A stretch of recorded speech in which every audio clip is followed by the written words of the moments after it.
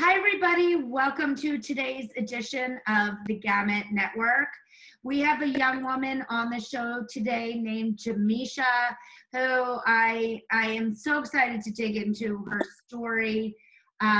There's definitely some highs and lows, but we will always end on a high, and that's exactly what we're going to do today. So, JaMiasha, welcome to the show. Thank you for being here. Thank you for having me. I'm so excited. Can you tell us a little bit about your personal journey, about your disability, how it has affected you and your family? So let's talk a little bit about your disability. Okay, so I was diagnosed at 11 months with cerebral palsy, but over the years it's been changed. It's been changed to familial spastics, and then it was changed again recently to hereditary spastics paraplegia. Because with my family, it doesn't affect us mentally at all. It's just physical. But it's like my grandmother had 5 kids. They all have it. Then her 5 kids started having kids, and every other grandchild has it. So I was the first grandchild with it, and there's no great grandchildren with it yet because all of us haven't started having kids yet. But it just affects us physically, but it affects us all differently. Like one of my aunts, she can't unbend all of her fingers. And then I have a cousin who it's only in one leg, but it basically for all of us affects the way we walk and how, like long distances walking. And so we all use different mobility devices, wheelchairs, braces, or AFOs, as a lot of people know them as, and crutches and walkers. Wow, this is so fascinating. I think you're my first interview that I've had that it is so deep rooted in your family.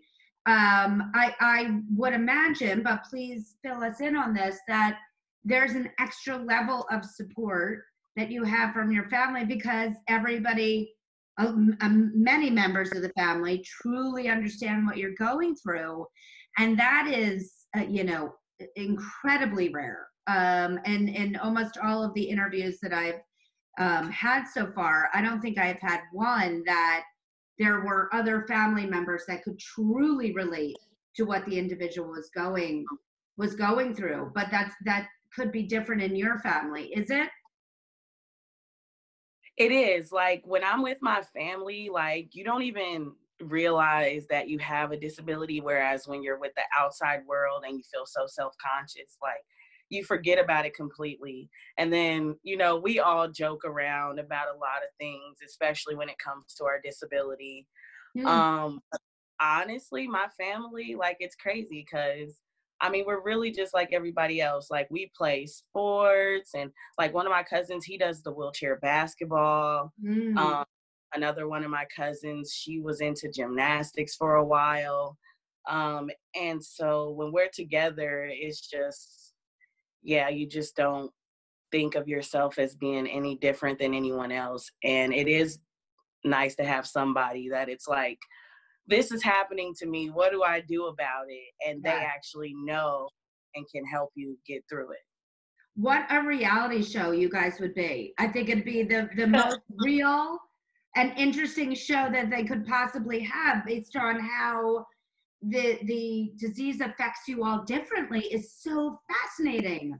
I would imagine Yeah. geneticists are perplexed or incredibly interested in your family specifically. We're from Nebraska, and in Omaha, they were doing they were looking into the genes. So with my cousin, he's a boy, they found out that there was like an extra gene.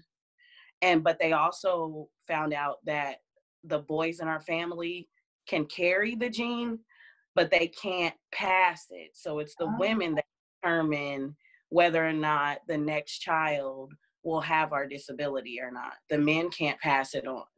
wow. That is so fascinating. Now, tell me specifically for you, how does it affect you? Are you ambulatory? Do you require a wheelchair? How does this specifically affect you? So I have forearm crutches, which I use when I know I'm going to be walking long distances because long distances are kind of hard for me. And that's just happened as I've gotten older. Like when I was younger, I could do a lot more.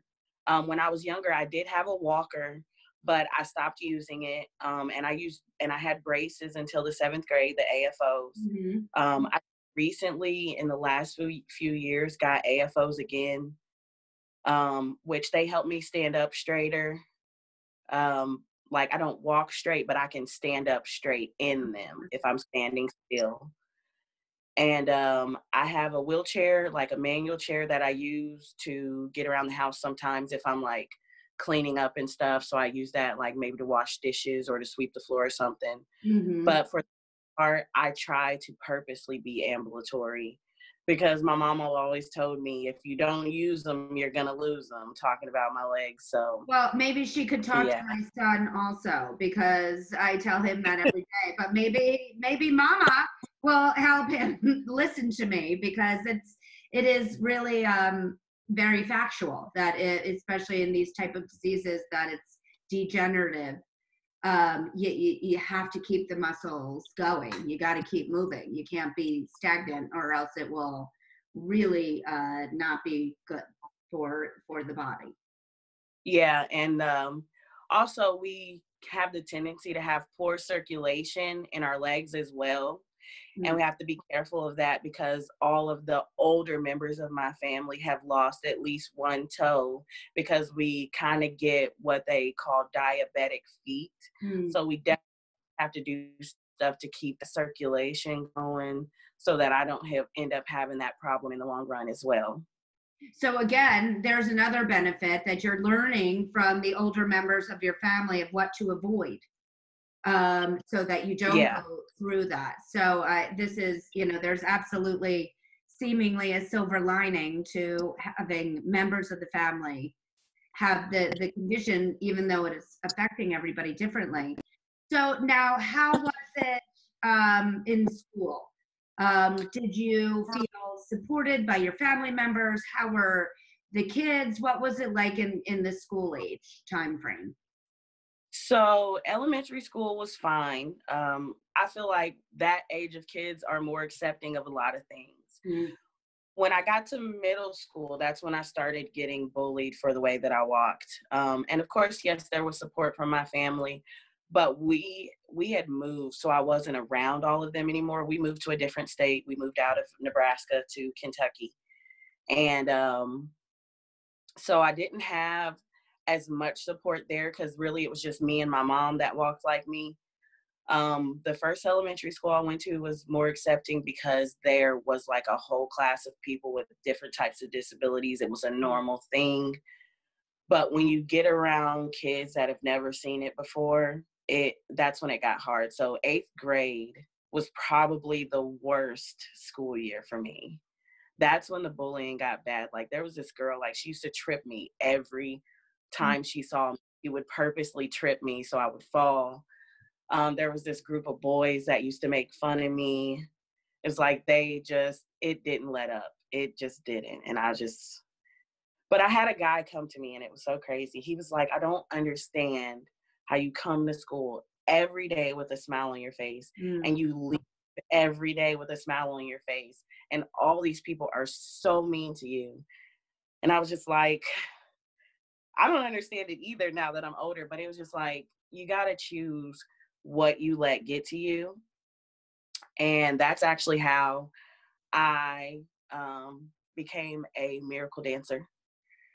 This girl came to me and she wrote me a notes because that's back before cell phones when we still Well, wrote of course, notes to in pass class. notes in class. I mean, that was like the greatest part of class if you got a note, Yeah. especially from a boy. So exciting. Oh no, exactly. It's like, do you like me? Circle yes or no. Maybe. Um, But she wrote me a note and she asked me why they were making fun of me. And I told her I didn't know. A lot of people made fun of me for the way that I walked. And she asked me, had I ever thought about dancing? And I told her, I was like, I can't dance. Like, I can't go to a dance studio and dance. Like, I have a disability. I can't do that stuff.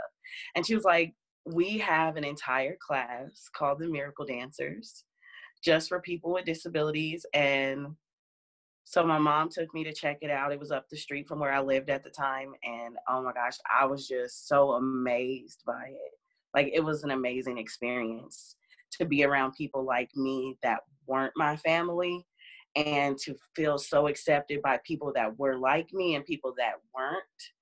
Like, that was like the best feeling ever. So important. Yeah. She's a That pretty special young woman, the one that connected you to the Miracle Dancers. I think that is really a pretty special person. She yeah. opened up a whole And new world for you. I tell people all the time, like, she's the reason I became a miracle dancer. I love And that. she teaches at the studio now, which is so awesome. And she actually teaches our little miracle dancers, because we have our older kids and we have our younger kids, and she teaches the younger ones. So I think that's pretty cool. I actually assisted her in the class one year with the Junior Miracles. I love that. And you're still dancing? Yes. In high school, I stopped. I went back when I was 21, and I've been back ever since. Now I'm an office assistant. So I went from just dancing at the studio to also helping out in the classroom sometimes. And now I'm helping out in the office as well. So How amazing. it's really exciting. Now the kids that are in the program, do they have all different types of disabilities? Yes. We have people with Down syndrome, people with spina bifida. We've seen it all. And as long as they come and they want to dance, nobody usually gets turned away. But the only reason why I even got to dance, because when I was 21, I was kind of in a bad place. Mentally, I was depressed and everything. I wasn't in a very good relationship. I had just lost my daughter. And going back to the studio helped me get out of all of that and get me back in the right state of mind that I needed to be in to get my life back together, because it was going crazy at that point. But I couldn't actually afford to dance, because we do still have to pay for our classes. So they started this Miracle Dancer Scholarship Foundation, which is a 501c, I believe. And people donate to it, and it helps pay for classes and costumes and things like that for the miracle dancers that can't afford it. Because, you know, a lot of these kids and stuff have a lot of surgeries and things like that. And at that point in time, I didn't have any financial support from anyone. It was just myself. I was out on my own. And with that scholarship, I was able to get back into dance. And I think that just helped me like turn everything back around. So Absolutely. Isn't it unbelievable the power of having an outlet, whether it's dancing or singing or wheelchair basketball or something of that nature? It is a lifesaver in many cases, and it sounds like it was to you. Now, can we just repeat what maybe the website is in case anybody listening wants to donate to the scholarship? yes, you can go to the Diane Moore Dance Academy, DianeMooreDance.com, and there's a link for it, or you can just search Miracle Dancer Scholarship Foundation. There is a Facebook page as well. You can go like the page on Facebook. And then the way that you donate on there is through PayPal. I believe you have to have a PayPal. Okay. And you can make donations to it.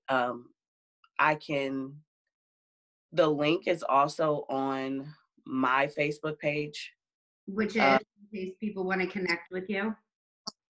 My Facebook page is just my name, which is JaMiasha McIntosh, which is JaMiasha, and then my last name is McIntosh. Great. And anybody can donate. We're always accepting donations throughout the year. So even if they couldn't do it today, but they could do it tomorrow, it doesn't matter. It's always open for donation. Fantastic. Now, you also sing, true? Yes, I sing in my dance studio. I didn't take any vocal classes this year, but we did have a miracle dancer. We had a miracle vocal group that I was in as well. And we perform at nursing homes and stuff around the city during Christmas time. And that's usually when I get to sing. And then, of course, at our recitals and stuff. I don't sing outside of the studio, though. Oh, darn it. I I was don't going to ask you to sing. give us a little sample. Tiny little sample. I Maybe a might little work Christmas carol. Okay, I don't know. You said a Christmas Carol? Yes, or something light and fun. Okay. Okay, just a little bit. I sang Just this a a little couple years bit. ago. I don't sound the best right now, so don't judge me. No judgment. This is a no judgment zone. Old Mr. Kringle is soon gonna jingle a bell that'll single all your troubles away. Everybody's waiting for the man with the bag, 'cause Christmas is coming again. He's got a sleigh full, it's not gonna stay full. Stuff that he's dropping every stop of the way.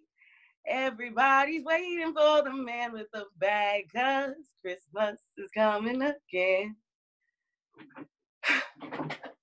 Yeah, that was something I sang a couple years ago, but I don't remember all the lyrics. I love it. It was perfect. And your voice is beautiful. Thank you. Oh, I love it.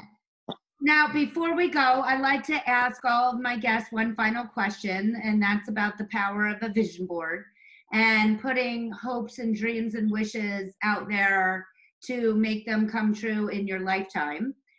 Who or what would be on your vision board? So on my vision board, which I've had one before, I have to do a new one now. I do want to first off get over my nerves when I sing, because I would love to be a singer. That's like my biggest thing. I want to be a famous singing artist, even if it's only locally. Okay. Great. Put it on. Another thing that I want to do is I really want to be a mom. I want to start a family. How beautiful. Like I want to get married and do the whole 9. And the last thing on my vision board, probably learn to play an instrument besides the flute, because I mean it's great, but you can't really go be in a rock band with the flute. Maybe the guitar or the piano. I love it. And I would love to be a dance teacher too, which I'm working on with my dance studio. Good. I love it. Amazing things. It was so wonderful to have you on the show. Thank you so much for sharing your story and really enlightening us all. So thank you so much. Thank you for having me. I really appreciate this opportunity. And I'm so glad that I had the opportunity to meet you. And I can't wait to see what this brings, being with the talent agency and everything. So I'm really excited for the future. Good. If you would like to be on the Gamut Network, please email us at talent@gamutmanagement.com. Tell us why you'd be a great guest. Please also make sure to subscribe to our YouTube channel at the Gamut Network, as well as follow us on our social platforms at Gamut Management. Thank you again. Bye.